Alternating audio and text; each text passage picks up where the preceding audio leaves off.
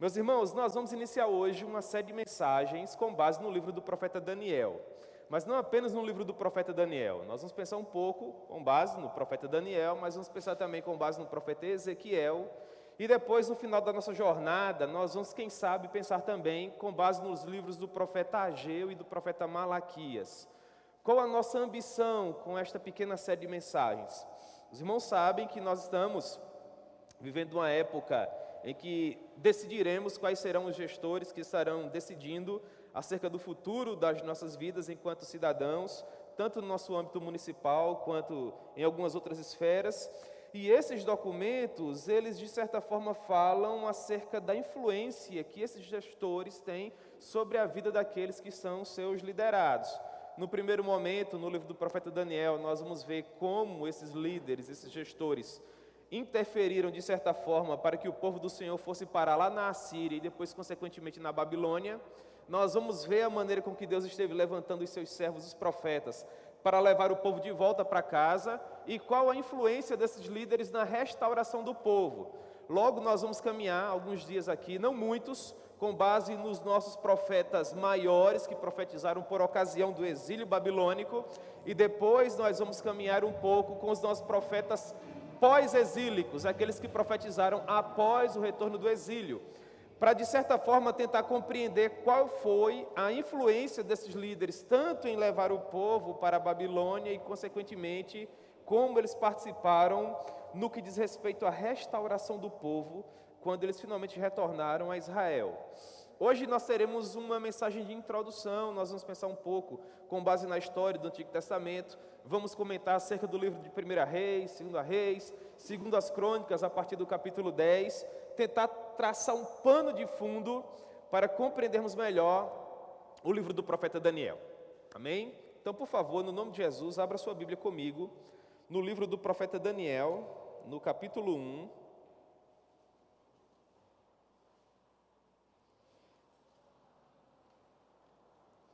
e nós estaremos fazendo a leitura a partir do versículo 1. Daniel, capítulo 1, versículo 1. Amém, irmãos? Todos encontraram? Então vamos lá. No ano terceiro do reinado de Jeoaquim, rei de Judá, veio Nabucodonosor, rei da Babilônia, a Jerusalém e a sitiou. O Senhor lhe entregou nas mãos a Jeoaquim, rei de Judá, e alguns dos utensílios da casa de Deus. A estes levou-os para a terra de Siná, para a casa do seu Deus, e os pôs na casa do tesouro do seu Deus. Disse o rei a Aspenaz, chefe dos eunucos, que trouxesse alguns dos filhos de Israel, tanto da linhagem real como dos nobres, jovens sem nenhum defeito, de boa aparência, instruídos em toda a sabedoria, doutos em ciência, versados no conhecimento, e que fossem competentes para assistirem no palácio do rei, e lhes ensinasse a cultura e a língua dos caldeus. Determinou-lhes o rei a ração diária das finas iguarias da mesa real e do vinho que ele bebia, e que assim fossem mantidos por 3 anos, ao cabo dos quais assistiriam diante do rei. Entre eles se achavam, dos filhos de Judá, Daniel, Ananias, Misael e Azarias. O chefe dos eunucos lhes pôs outros nomes, a saber, a Daniel, o de Beltesazar, a Ananias, o de Sadraque, a Misael, o de Mesaque, e a Azarias, o de Abednego. Que Deus possa propor a sua palavra ao nosso coração. Vamos orar, irmãos, em nome de Jesus. Senhor, nós amamos o Senhor, é com muita alegria que nós subimos à Tua casa em mais uma manhã ensolarada, como esta que o Senhor nos concede, e nós rogamos agora, ó Pai, graciosamente, que o Senhor possa falar conosco de uma maneira simples, de uma maneira objetiva, para que todos nós possamos, ó Pai, compreender aquilo que o Senhor quis nos ensinar com base nesse texto tão bonito que nós acabamos de ler. Portanto, seja misericordioso para conosco, Senhor, e ajuda-nos. No nome de Jesus. Amém. Então, muito bem, irmãos, vamos pensar um pouco acerca da influência dos líderes quanto ao bem-estar do povo. Eu não quero dizer para vocês que a tribo de Judá ficou 70 anos na Babilônia tão somente por conta da influência dos príncipes que eram da linhagem de Davi. Mas eu quero dizer para os irmãos que esses homens, eles tiveram uma influência preponderante. Até porque nós sabemos que parte das dificuldades que norteiam o povo do Senhor não nascem necessariamente da nave, da assembleia, daquelas pessoas que estão reunidas, mas boa parte dos problemas eles surgem justamente no meio da gestão, no meio da liderança, e nós conseguimos observar isso ao longo dessa narrativa do Antigo Testamento. Como eu falei para vocês, tanto no livro dos Reis, primeiro livro, segundo livro, tanto no livro das Crônicas, sobretudo o segundo livro, a partir do capítulo 10, após a morte de Salomão. E nós vamos tentar inferir aqui algumas informações que, quem sabe, possam nos ajudar dentro do nosso contexto histórico atual. Portanto, o que nós temos? Vocês sabem que Salomão foi o terceiro rei do período das tribos unificadas, ou do período da monarquia unificada de Israel. O primeiro rei foi Saul. Saul começou a reinar no final do 11º século antes de Cristo, e ele reinou por 40 anos. Ele fez o que era mal perante os olhos do Senhor. Infelizmente, essa era uma tônica na vida daquele homem chamado Saul, de modo que Deus rasgou o trono das suas mãos e, segundo o próprio Senhor, conferiu a oportunidade de governar sobre o povo a um homem que era melhor que Saul, um homem segundo o coração de Deus, que possuía também os seus percalços, mas que procurava andar em integridade e singeleza de coração. Ou seja, era um homem que conseguia se arrepender dos pecados que cometia. Quem seria esse homem? Davi. Davi também reinou 40 anos, 7 anos em Hebrom e depois 33 anos em Jerusalém. E após a morte de Davi, nós tivemos o terceiro rei, que reinou sobre as 12 tribos reunidas. Este homem foi o filho de Davi com Batseba, Salomão. Salomão, que a princípio foi um homem piedoso, que andou nos caminhos do Senhor, que quando teve a oportunidade de receber uma grande bênção, escolheu uma coisa bem peculiar, que foi a sabedoria, e junto com a sabedoria, Deus lhe conferiu riquezas, prazeres e infinitas outras coisas. Em Salomão nós temos o apogeu do reinado de Israel, foram o período em que o reino se tornou mais longínquo, Deus conferiu paz a Salomão acerca de todos os seus inimigos, e segundo o próprio Salomão, no livro de Eclesiastes, no momento em que ele era o líder da nação de Israel, ele nunca privou os seus olhos de absolutamente nada. Tudo aquilo que a sua alma desejou, ele conseguiu desfrutar. Contudo, ao longo da sua jornada, Salomão, infelizmente, cometeu alguns deslizes. O principal deles foi contrair vários matrimônios. A palavra nos assevera que, em dado momento, Salomão possuía 700 mulheres e 300 concubinas. Eram tantas as mulheres que residiam no harém de Salomão, que se ele dormisse com a primeira esposa na noite de hoje, ele levaria quase 3 anos dormindo uma noite com cada esposa, para voltar a dormir com aquela mesma mulher com a qual ele iniciou aquela jornada. Portanto, imagine quantos problemas, tantos relacionamentos assim, não trouxeram para a vida de Salomão. De modo que no final da sua vida, a palavra vai nos asseverar que, por conta da influência dessas mulheres, ele começou a dividir o seu coração, a amar outros deuses e fazer o que era mal perante os olhos do Senhor. Inclusive, a narrativa acerca da vida de Salomão nos diz que ele morreu em pecado. Não necessariamente que ele não se arrependeu dos seus pecados ou que foi parar no inferno. Não é isso que a Bíblia nos assevera. Mas a narrativa acerca do personagem Salomão conclui com ele ainda estando numa condição pecaminosa. De modo que os nossos doutrinadores, eles divergem a respeito de se Salomão de fato se arrependeu no final da sua vida ou não. Infelizmente, nós não temos essa informação. O fato é que ele morreu, e após a sua morte, o seu filho Roboão não teve pulso suficiente para manter as 12 tribos unidas. Vocês conhecem a história. As 10 tribos de Israel, após a morte de Salomão, vieram sob a liderança de Jeroboão, que era um vassalo de Salomão, que era um servo de Salomão. A respeito dele, o profeta Aias havia profetizado que ele seria também rei sobre Israel. Salomão ficou sabendo disso, o perseguiu, tentou matá-lo, ele fugiu para o Egito, e após a morte de Salomão, ele retornou para Israel. E agora ele coloca-se perante Roboão, as 10 tribos estavam ali representadas junto com ele, e eles perguntaram assim a Roboão, isso é 1 Reis capítulo 12, Roboão, como é que você vai nos tratar?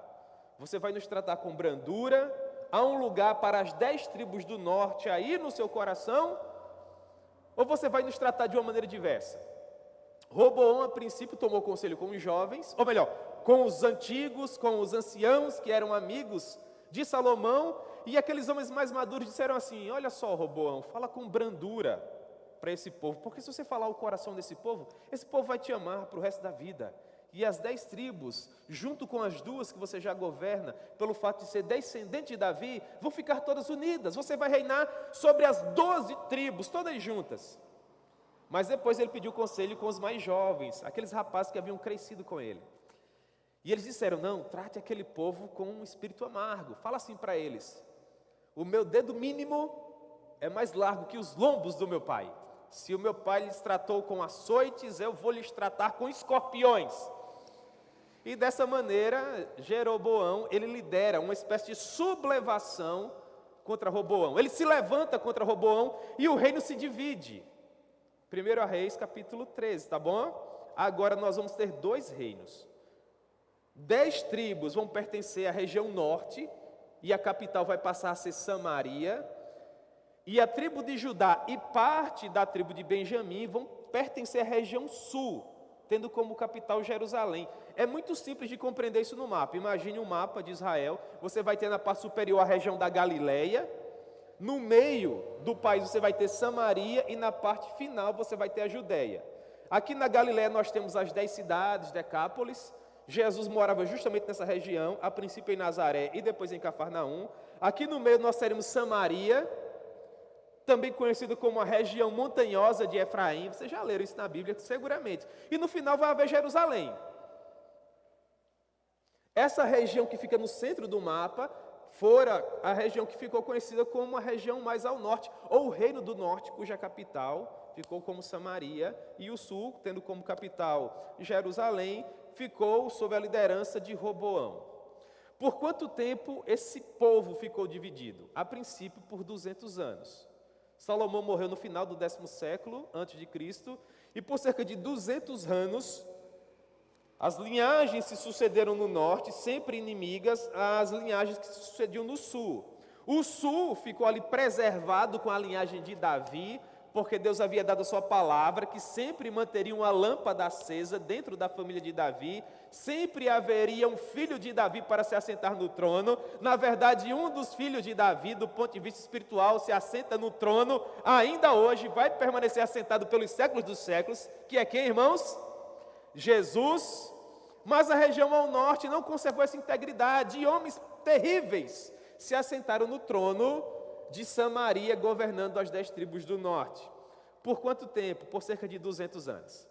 E se você fizer uma leitura de 1 Reis e 2 Reis, tendo como base a região mais ao norte, você vai ver que era uma prática sempre comum. Ao longo desses 200 anos, houveram pelo menos 20 reis. E todos esses reis sempre faziam o que era mal perante os olhos do Senhor.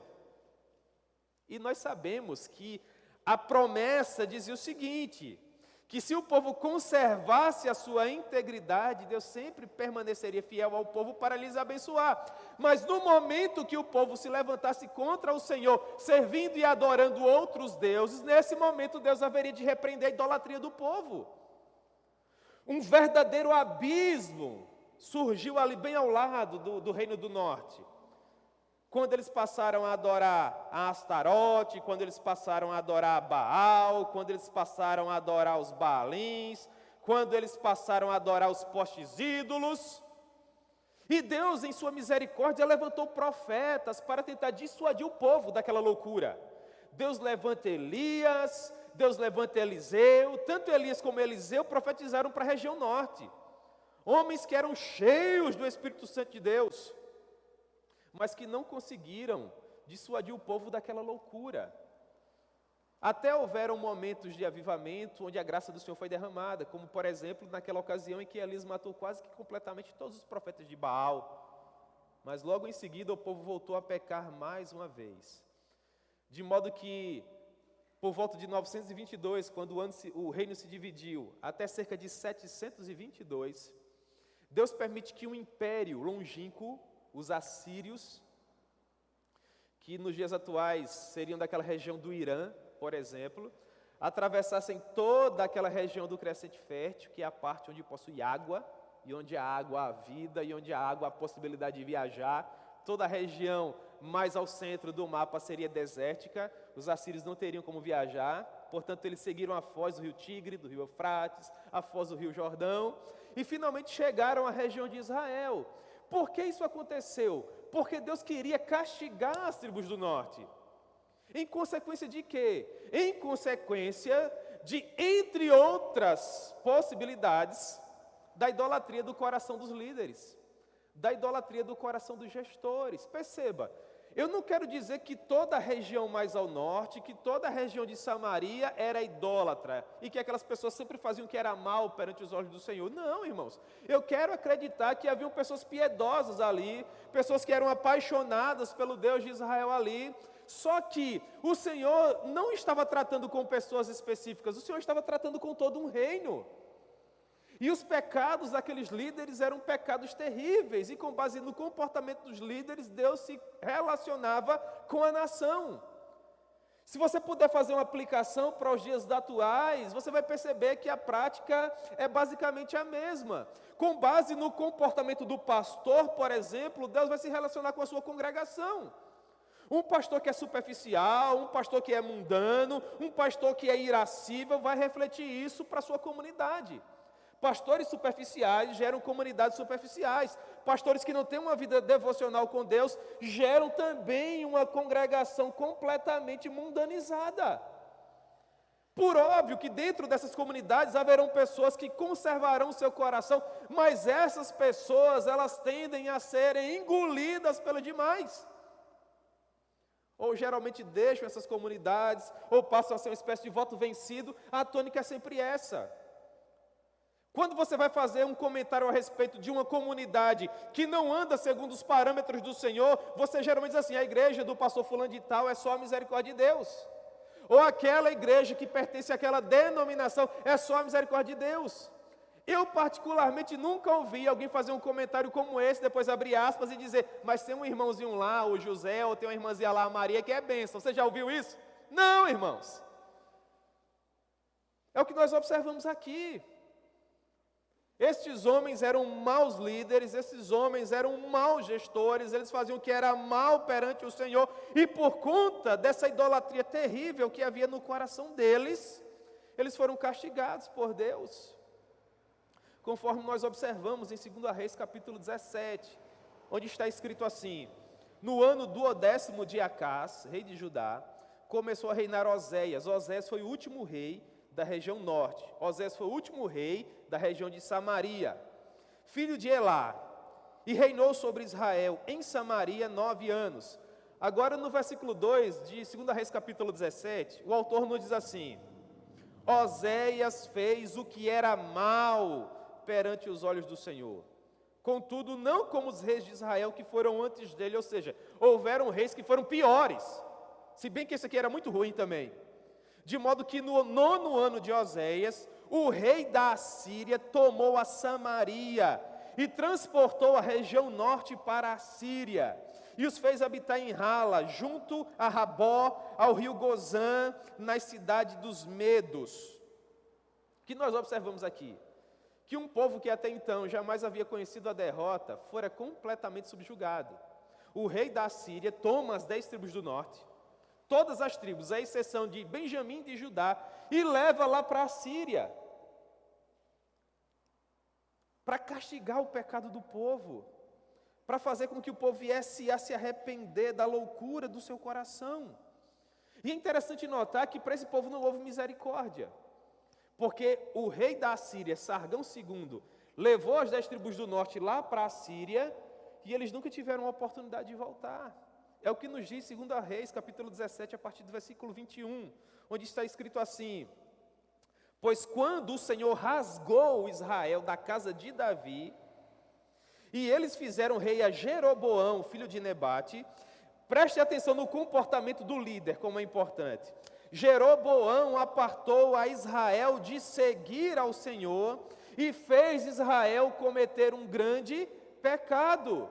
Haviam pessoas piedosas em Israel? Eu quero acreditar que sim, mas perceba como a palavra de Deus de fato generaliza. Ele diz: Jeroboão era um homem mau, Jeroboão fez 2 bezerros de ouro, colocou um em Dan, colocou outro em Betel, e disse: ó Israel, esses são os seus deuses que lhes tiraram da terra do Egito. E o que as 10 tribos disseram? Amém!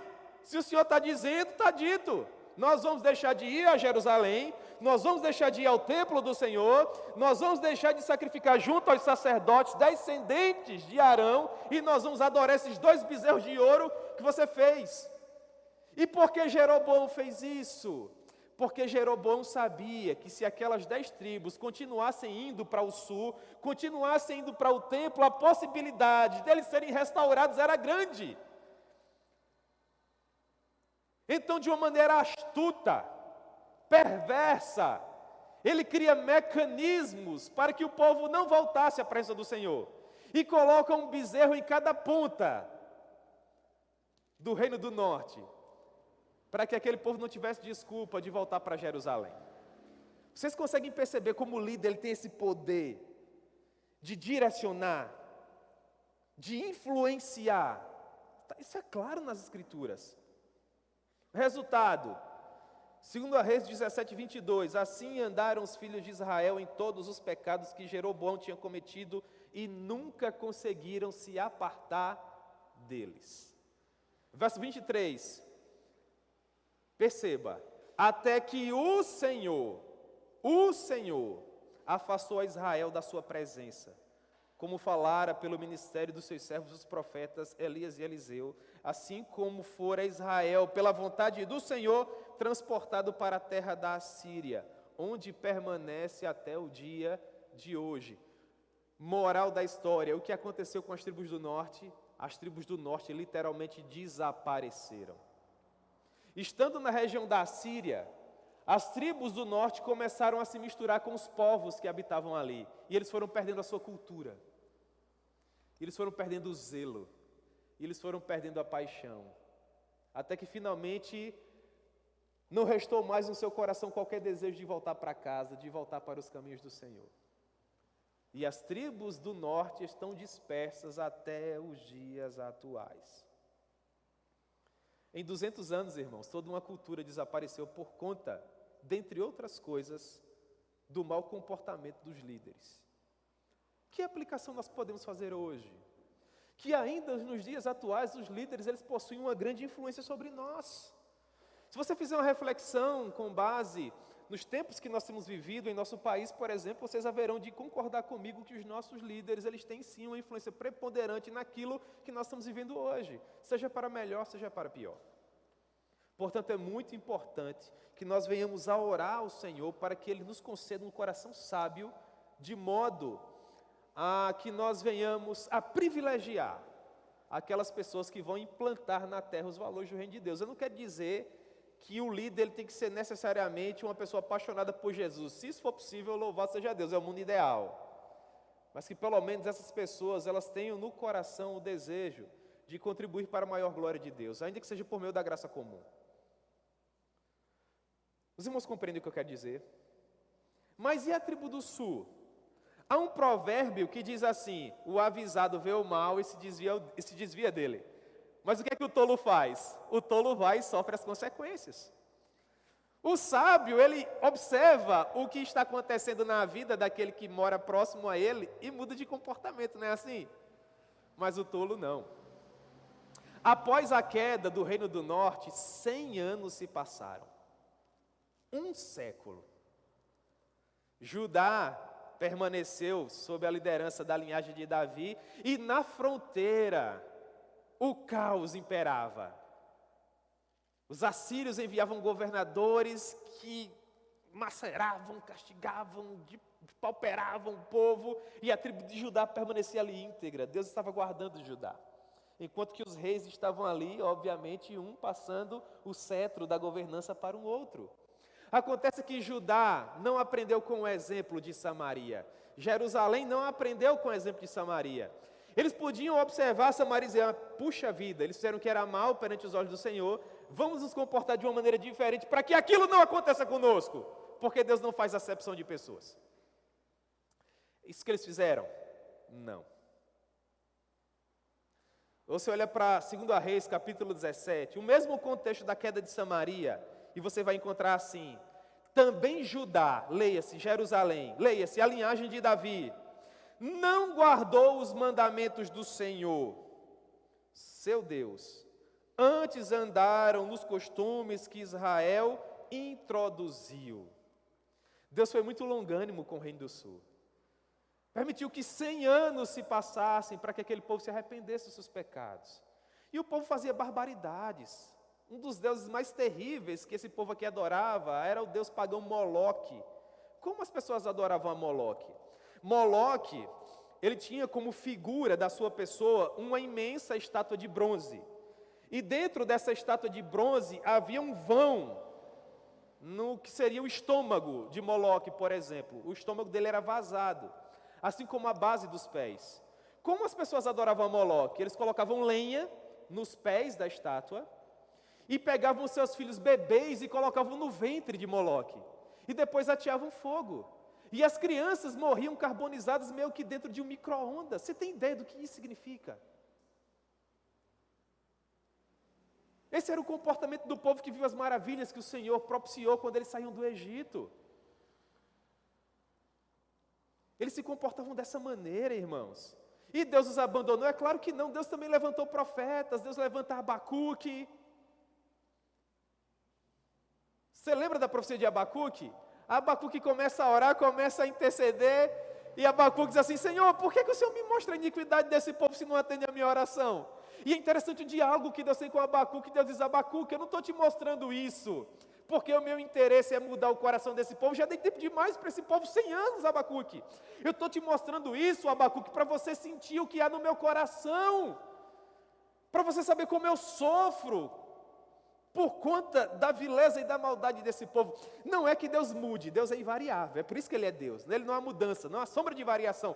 O que Deus compartilha com Abacuque é algo que se encontrava no seu coração. Os irmãos entendem, isso é uma espécie de antropomorfismo. Para que nós venhamos a compreender aquilo que Deus quer nos ensinar, Deus fala conosco a partir de sentimentos humanos. Mas isso não quer dizer que por conta do pecado, Deus se tornava mais feliz ou menos feliz, porque Deus é invariável. Os irmãos percebem isso? Ele é Deus. Nós é que sofremos por conta dos nossos desmandos e dos nossos desvios. Aí Abacuque fala assim: eu vou me colocar na torre de vigia. Deus vai falar comigo, Deus vai ouvir a minha oração. Aí Deus de fato ouve a oração de Abacuque, diz assim: Abacuque, meu filho, quer dizer uma coisa para você. Eu vou levantar um povo tão veloz quanto o leopardo, que anda com cavalos poderosos, que marcha por toda a extremidade da terra, e vou castigar o pecado desse povo. Se prepare, Abacuque. Aí Abacuque responde assim para Deus: tudo bem, Senhor, essa é a tua vontade. Mas, Senhor, no final das contas, aviva a tua obra. No meio desses dias, torna o teu nome ainda conhecido. Porque mesmo que não haja frutos na videira, mesmo que não haja ovelhos no curral, mesmo que o produto da oliveira minta, mesmo que na terra sobrevenha o mal, eu Abacuque, ainda assim louvarei ao Senhor. Isso é maravilhoso, não é, irmãos? Deus sempre haverá de conservar um remanescente fiel. Aí vem Jeremias. E Jeremias ficou conhecido como o profeta o quê? Chorão. Por que Jeremias chorava? Porque Jeremias dizia: olha o abismo. Os inimigos estão chegando. Será que vocês não estão percebendo? E o povo queria mudança de vida? Não, porque a influência do líder é muito forte. Vai conversar com alguém que frequenta uma seita. Vai tentar confrontar alguém que não está ouvindo o genuíno evangelho. Se não for Espírito Santo, irmãos, não há nem como dialogar com pessoas assim, porque elas estão tão influenciadas, tão envenenadas pela persona do líder, que às vezes idolatram muito mais a figura daqueles que estão à frente deles do que necessariamente o nome do Senhor, que deve ser digno de toda honra, de toda glória e de toda adoração. Porque nós, seres humanos, precisamos de direção, leia-se, de alguém para nos direcionar. Por isso nós somos comparados a ovelhas. A ovelha é aquele animal dócil, tenro, que precisa de tratamento. Se você observar o comportamento de uma ovelha, e tem o Discovery Channel, quem sabe para te auxiliar quanto a isso, tem um caminho largo e espaçoso aqui, é o caminho da ovelhinha até o aprisco. E há caminhos vicinais, e em alguns há pedras, em alguns há espinhos, em alguns há animais predadores. Aí vem a ovelhinha, ela tem tudo para caminhar no caminho reto, que vai levar à segurança. Mas o que é que ela sempre prefere? Qual a função do pastor? Salmo 23, a tua vara e o teu cajado endireitam o meu coração. Olha só o que significa consolar. Trazer para o caminho correto. Fazer uma aplicação. A quem você tem confiado a sua alma eterna? Quem exerce influência sobre você? O que você tem colocado diante dos seus olhos? Com que você tem nutrido o seu coração? Quais são as informações que você tem levado até a sua mente? Interessante que quando nós temos uma cirurgia a fazer, por exemplo, a gente quer o melhor médico. Sim ou não, irmãos? Você está precisando fazer uma intervenção cirúrgica, não estou falando de caso de vida ou morte não, porque isso é uma bobagem. Você começa a conversar com os amigos, rapaz, eu preciso fazer uma cirurgia aqui. Quem você indica? Ah, o doutor fulano de tal. Primeira pergunta, mas ele é bom? Ah, ele é maravilhoso. Aí você ainda pergunta mais uns 3, ainda fala mais assim, olha só, já me indicaram o doutor fulano, o que é que você acha? Vai lá que ele é bênção, né? Aí você vai, confiando em Deus, mas você vai. Se alguém dissesse assim, rapaz, o pior é o doutor fulano, você diz assim, ah, então eu quero ele. A gente faz isso. E olha que um médico só tem o poder de nos matar aqui. Sim ou não? Você deve ser muito mais cuidadoso com quem cuida da sua alma. Mas fazendo uma aplicação para o tempo que nós estamos vivendo, em que líderes estarão sobre nós para nos governar. Tenha também esse cuidado no seu coração, a ter sobre você pessoas que vão lhe conduzir, de modo a implementar na terra valores que venham contribuir para a glória de Deus e para o seu bem-estar enquanto cidadão. Porque as consequências de maus gestores nós estamos analisando aqui. E agora nós caminhamos para o final. 100 anos após a queda de Samaria, Deus permite que um outro reino levante-se não mais contra Samaria, porque Samaria já era, mas agora contra o reino do sul, contra Judá, contra a linhagem de Davi. Que reino seria esse? O reino da Babilônia. Em que ano isso aconteceu? No ano 605, à luz da profecia de Jeremias. O povo havia acabado de experimentar uma espécie de avivamento com Josias, foi o último rei piedoso da região sul. Após a morte de Josias, os seus filhos começaram a reinar em seu lugar. No ano 605, quem governava era um dos filhos de Josias, chamado Jeoaquim. Quando você vai ler 2 Reis, capítulo 24, é impressionante, está lá. Tinha Jeoaquim tantos anos quando começou a reinar, e fez Jeoaquim o que era mal. Jeremias está profetizando, Abacuque está profetizando. Jeremias e Abacuque são contemporâneos, profetizaram na mesma época. Mas perceba quando o coração é duro e você quer fazer apenas aquilo que lhe apraz. Ele fez o que era mal perante os olhos do Senhor. Qual a consequência? 2 Reis 24, do 1 ao 4. Nos dias de Jeoaquim, subiu Nabucodonosor, rei da Babilônia, contra ele. E por 3 anos ele ficou servo de Nabucodonosor.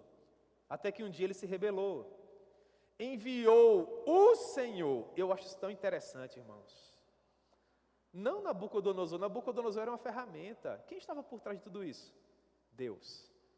Enviou o Senhor contra Jeoaquim, os caldeus, que invadiram a Judá para destruir, conforme o Senhor falara por meio dos seus servos, os profetas. Agora, 2 Reis 24:3 diz assim: isso aconteceu a Judá por mandamento do Senhor, que removeu a Judá da sua presença por causa dos pecados cometidos por Manassés. Olha a influência do líder mais uma vez. Como também por causa do sangue inocente que ele derramou. Então, essa foi a primeira invasão de Judá. O reino do norte foi invadido de uma vez e foi destruído de uma vez. Olha como com Judá foi diferente. Nabucodonosor veio uma vez, invade Judá. leva os filhos do norte para a Babilônia, leva a parte dos tesouros do Senhor para a Babilônia. E levanta outro rei. Irmãos, convenhamos, puxa vida, qual deveria ser o comportamento desse rei? Senhor, tenha misericórdia, não é? Senhor, tenha misericórdia, porque o meu irmão já está lá na Babilônia. Senhor, me dá sabedoria para eu conduzir esse povo, para eu fazer aquilo que te agrada, porque eu não quero sofrer nas mãos desse homem. Só que no ano 598 passou a reinar Joaquim. E Joaquim fez o que era mal. Será que não havia ninguém dentro de Jerusalém que tinha um coração íntegro perante o Senhor? Com certeza. Jeremias estava lá, Abacuque estava lá. Só que Deus estava cuidando do povo com base na perspectiva da pessoa de quem? Do líder. Eu não quero dizer que Deus sempre vai agir dessa maneira, mas é o caso que nós encontramos aqui em 2 Reis, capítulo 24. E Joaquim fez o que era mal perante os olhos do Senhor. E Nabucodonosor, rei da Babilônia, veio à cidade, a sitiou e destruiu os muros da cidade. E queimou as suas portas. E levou os utensílios do templo e da casa do rei para a terra de Siná. Mas só que Jerusalém não foi completamente destruída. 11 anos se passam. Quem é o rei agora? Zedequias. Zedequias da linhagem de Davi. Zedequias descendente de Josias. Puxa vida, Josias. Ou melhor, Zedequias. Muda de vida, meu irmão. Conduz esse povo para a glória de Deus. Vai ler 2 Reis, capítulo 25. E fez Zedequias o que era mal perante os olhos do Senhor. E Deus manda mais uma vez quem? Nabucodonosor, que agora arrasa Jerusalém, que fica em ruínas. Nós já estamos construindo o contexto para outros livros do Antigo Testamento. Vocês lembram? Jerusalém é destruída, o povo vai para a Babilônia. Quanto tempo o povo passa na Babilônia? 70 anos. Até que a medida da iniquidade do povo realmente for iniquidada pelo Senhor, for perdoada pelo Senhor, perdão. O Senhor decide que agora o povo pode retornar, só que a cidade está destruída. Quem Deus vai levantar para reconstruir? Neemias. O povo estava precisando de orientação espiritual porque passou 70 anos na Babilônia. Quem Deus vai levantar? Esdras. Os irmãos percebem, o Antigo Testamento ele vai se conectando. Um livro ele tem uma ligação direta com outro livro e você vai fazendo essa leitura cronológica e vai entendendo todo o enredo para a glória de Deus.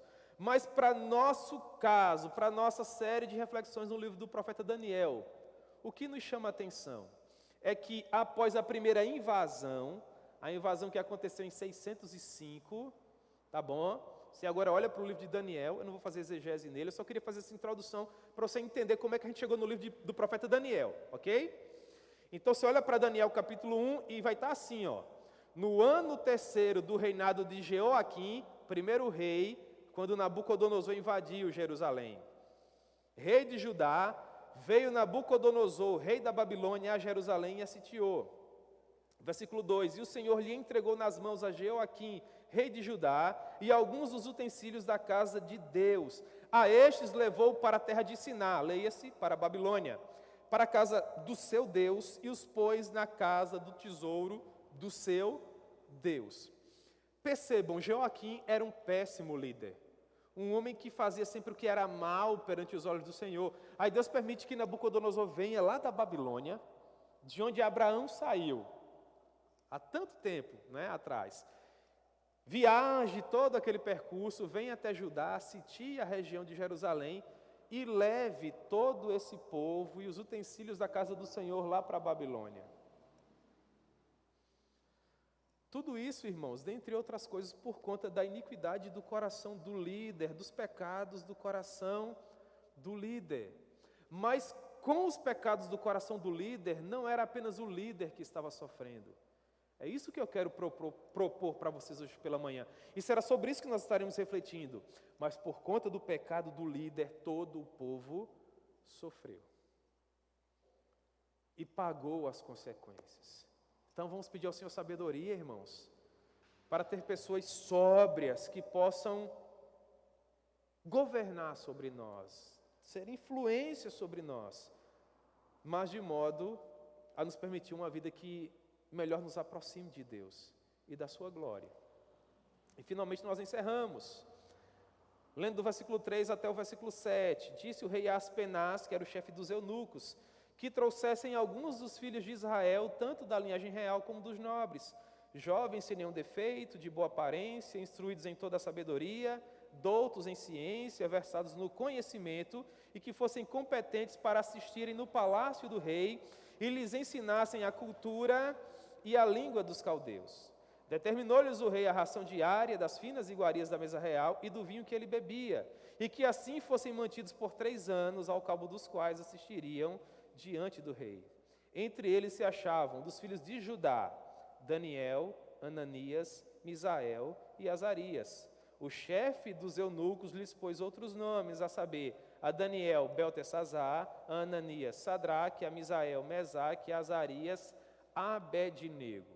Então percebam que esses 3 rapazes, junto com os tesouros do templo, foram levados para a Babilônia. Daniel, que é quem escreve esse documento, faz questão de dizer que Nabucodonosor, para essa etapa do seu plano de destruição de Judá, ele não queria quaisquer pessoas, ele queria pessoas específicas, ele queria a aristocracia de Israel, ele queria o filho dos nobres, ele queria aqueles rapazes que tivessem o sangue azul, e ele queria colocar esses rapazes não em qualquer palácio, ele queria que esses rapazes estivessem na própria Babilônia, que era uma das 7 maravilhas do mundo. Qual o objetivo de Nabucodonosor em colocar esses rapazes da linhagem de Davi ali, de herança aristocrática ali, de sangue azul ali? Ora, Nabucodonosor sabia, e com isso nós encerramos, porque é a parte principal da nossa reflexão de hoje pela manhã. Nabucodonosor sabia que se um dia Jerusalém tivesse que se levantar, seria por intermédio de quem? Desses rapazes aqui. Sim ou não? Então, qual é o interesse de Nabucodonosor? Eu vou aculturá-los. Eu vou mitigar a resistência deles. Eu vou retirar do coração deles qualquer desejo de voltar a Jerusalém, sendo fiéis a esse Deus. Eu quero que eles caminhem pelos corredores do meu palácio. Eu quero que eles comam da minha comida, bebam da minha bebida, tenham acesso a todos esses prazeres, porque Jerusalém é só ruína. Os profetas, entre aspas, foram derrotados. Futuro, só aqui. Possibilidade de um bom emprego, só aqui. Possibilidade de viver bem, com luxo, pompa e conforto, só aqui. Se eu conseguir trazer esses futuros líderes para mim, então eu não terei mais inimigos à altura. Vocês conseguem perceber isso? É muito claro na leitura desse texto. Por 3 anos, esses rapazes seriam assediados, bombardeados, literalmente, com a cultura dos caldeus. Eles aprenderiam a cultura, eles aprenderiam a língua, eles estariam em toda aquela pompa e em toda aquela glória que pertencia à Babilônia do período de Nabucodonosor, que é o apogeu do reino dele, de modo a inebriá-los com os prazeres do mundo, com a cultura dos caldeus, para que do seu coração fosse retirado completamente o desejo de servir com fidelidade ao Senhor. Pergunta para vocês, isso acontece hoje? Os nossos filhos são assediados dessa maneira, para deixarem de ser influência e passarem a ser meramente influenciados? Nós somos assediados dessa maneira, para deixarmos de ter um coração íntegro ao Senhor, e para passarmos a sermos lisonjeados, afagados, com os prazeres do mundo, de modo a transigirmos as nossas convicções, os nossos princípios. Quantas pessoas não trabalham em determinada instituição e têm que permanecer caladas quanto à sua fé porque não querem perder determinado privilégio? Isso acontece hoje, sim ou não? É progressão, é gratificação, é portaria, e seja lá o que for. Ou você caminha pelos corredores, ou tem acesso àquelas iguarias, ou faz parte daquela cultura, ou anda de acordo com aquela regra, ou então você está fora. Isso mudou, irmãos? O politicamente correto se encontra aí. Mas há a possibilidade de nós mantermos o nosso coração íntegro ao Senhor. Há essa possibilidade, mas isso vai ser o assunto do próximo episódio. Por ora, qual a cartada final de Nabucodonosor? Esses rapazes aqui são especiais. Daniel, Ananias Misael e Azarias. Vamos retirar a identidade deles. O nome faz praticamente tudo que você é. Quem é Jamerson? Jamerson é aquele ali. O meu nome me define. Você percebe isso? Na cultura dos judeus, isso aí é indiscutível. O que Nabucodonosor faz? Vamos dar uma nova identidade a esses garotos. Esse aqui é Daniel. O que Daniel significa? Deus é meu juiz. Não, Deus é meu juiz coisa nenhuma. Seu nome agora é Beltesazar. Bel é o meu Senhor, é o seu nome agora. Qual é o nome desse aqui? Esse aqui é Ananias. O que significa Ananias? O Senhor meu Deus me favorece. Não, Deus não lhe favorece mais. Seu nome agora é Sadraque, que significa um grande professor. Você consegue perceber onde Nabucodonosor quer chegar? Irmãos, isso está acontecendo hoje.